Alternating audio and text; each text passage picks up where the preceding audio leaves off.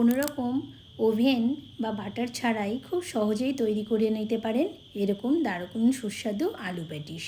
দেখুন দেখতে কতটা সুন্দর হয়েছে, খেতেও অনেক মজার হয়েছে।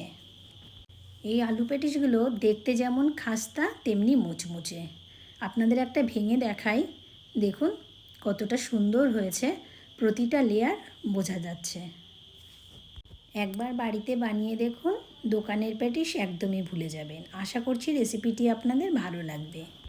যদি আমার এই রেসিপি আপনাদের ভালো লাগে তাহলে আমার চ্যানেলটিকে সাবস্ক্রাইব করে আমার পাশে থাকার অনুরোধ রইল। এখানে আমি 1.5 বাটি পরিমাণ ময়দা নিয়ে নেব। এখানে 1.5 বাটি বলতে 250 গ্রাম ময়দা নিয়ে নিয়েছি।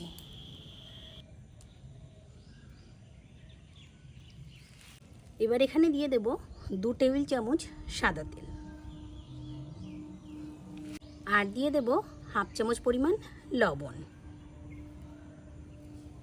এবার খুব ভালো করে আমি এগুলোকে ময়াম করে নেব। আমি এখানে খুব শক্ত ডো করব না, আর খুব একটা নরম করব না, একটু মিডিয়াম সাইজের ডো তৈরি করব। একটা রুটি করতে যেরকম ডো তৈরি করতে হয় ঠিক সেই রকমই একটা ডো তৈরি হবে। মাখতে মাখতে যখন মুঠো করলে ময়দাটা ঠিক এরকম জোড়া লেগে যাবে তখন বুঝবেন ময়াম হয়ে গেছে। এই পর্যায়ে অল্প অল্প করে জল দিয়ে দিয়ে আমি ময়দাটাকে মেখে নেব। দেখুন ময়দাটাকে ঠিক এইরকমভাবে একটু মেখে নিতে হবে। এবার একটা ঢাকনা দিয়ে আমি এটাকে আধা ঘন্টার জন্য সেট হতে দেব। গ্যাসে কড়াই বসিয়ে দিয়েছি, দিয়ে দিলাম অল্প করে সর্ষের তেল। তেলটাকে একটু গরম করে নেব। এবার এই তেলের মধ্যে দিয়ে দিলাম হাফ চামচ জিরে, আর দিয়ে দিলাম হাফ চামচ মৌরি। মৌরিটা দিলে ফ্লেভারটা খুব সুন্দর আসবে। ফোড়নটাকে একটু ভেজে নেব।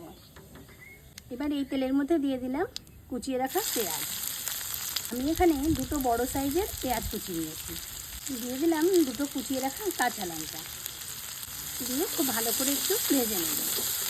খুব বেশি লাল লাল করে ভাজবো না, একটু হালকা গোল্ডেন ব্রাউন হলেই হয়ে যাবে। পেঁয়াজটাকে ঠিক এরকম একটু লালচে করে ভেজে নিয়েছি। এবার দিয়ে দিলাম হাফ চামচ লবণ, দিয়ে দিলাম হাফ চামচ হলুদ গুঁড়ো, দিয়ে দিলাম অল্প একটু জিরে গুঁড়ো, দিয়ে দিলাম হাফ চামচ মতো ধনে গুঁড়ো, দিয়ে দিলাম হাফ চামচ গরম মশলা গুঁড়ো। মশলাটাকে একটু ভালো করে ভেজে নেব। এখানে আমি 2 মিডিয়াম সাইজের আলু ম্যাশ করে নিয়েছি, সেটাকে দিয়ে দিলাম।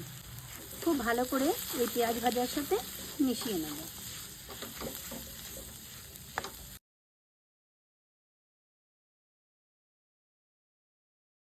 এই পর্যায়ে দিয়ে দিলাম হাফ চামচ আমচুর পাউডার। আপনাদের কাছে আমচুর পাউডার না থাকলে আপনারা লেবুর রসও দিতে পারেন, তাতেও ভালো লাগবে। খুব ভালো করে মশলাটাকে এবার কষিয়ে নেব।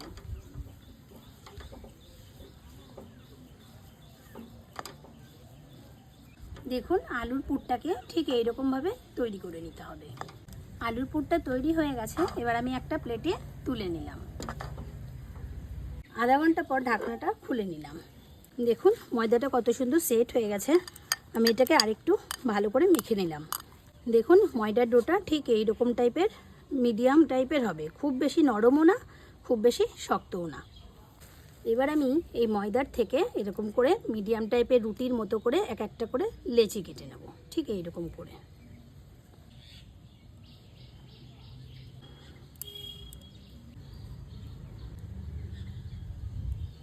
এবার সামান্য একটু ময়দা ছড়িয়ে নিলাম, একটা গুটি নিয়ে নিলাম। এটাকে একটা বড় রুটির আকারে বেলে নেব।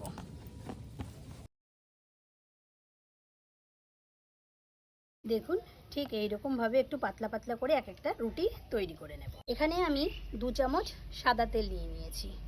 এবার ওই তেলের মধ্যে আমি দিয়ে দিলাম 1.5 চামচ কর্নফ্লাওয়ার। খুব ভালো করে এটাকে ফেটিয়ে একটা মিশ্রণ তৈরি করে রাখবো। দেখুন ঠিক এইরকম একটা ব্যাটার তৈরি হবে, খুব বেশি পাতলাও হবে না আবার খুব বেশি গাঢ়ও হবে না। দেখুন আমি একে একে অনেকগুলো রুটি তৈরি করে নিয়েছি, ঠিক এইরকম বড় টাইপের করে নিতে হবে। এবার একে একে একটা করে রুটি দিয়ে দেব। এখান থেকে আমি হাফ চামচ মতো এই ব্যাটারটা দিয়ে দিলাম, দিয়ে খুব ভালো করে রুটির উপরে ছড়িয়ে দেব। উপর থেকে অল্প একটু করে ময়দা ছড়িয়ে দেব। ঠিক একই রকমভাবে আবারও করে নেব। আবারও 1 চামচ ব্যাটার দিয়ে দেব, সুন্দর করে ঘুরিয়ে ঘুরিয়ে। আবার সেটাকে হাত দিয়ে ঠিক এই রকমভাবে প্রেস করে দেব। আবারও এরপর থেকে হালকা করে একটু ময়দা ছড়িয়ে দেব। ঠিক এই রকমভাবে আমি কয়েকবার করে নেব। এইবার আমি এটাকে ভাঁজ করে নেব। ঠিক এই রকমভাবে ভাঁজ করে নিতে হবে।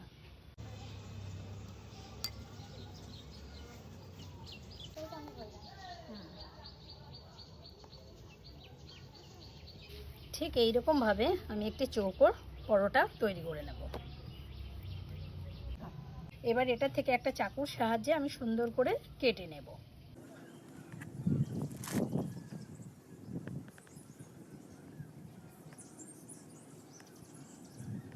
ঠিক এবারে মাঝখান দিয়ে আমি ভাগ করে নেব। চৌকো করে শেপ।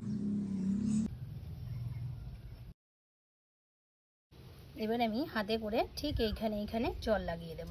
ধার দিয়ে জল লাগিয়ে দিলাম। ঠিক এই রকমভাবে কড়াই গরম হয়ে গেছে, দিয়ে দিলাম সাদা তেল। তেলটাকে আমি হালকা গরম করে নেব, খুব বেশি গরম করব না। এই পর্যায়ে দিয়ে দিলাম আমি প্যাটিসগুলোকে।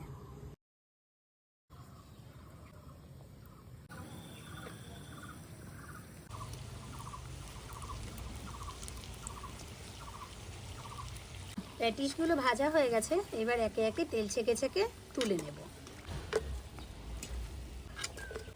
বাকি প্যাটিসগুলো আমি ঠিক একই রকমভাবে ভেজে নেব। এই প্যাটিসগুলো এতটা মুচমুচে আর খাস্তা হয়েছে, একদম দোকানের মতো। খুব সহজেই তৈরি করে নিতে পারবেন। আশা করছি রেসিপিটি আপনাদের অনেক ভালো লাগবে। যদি আমার এই রেসিপি আপনাদের ভালো লাগে তাহলে আমার চ্যানেলটিকে সাবস্ক্রাইব করে লাইক কমেন্ট করে আমার পাশে থাকার অনুরোধ রইল। আমার ভিডিওটি দেখার জন্য অনেক অনেক ধন্যবাদ।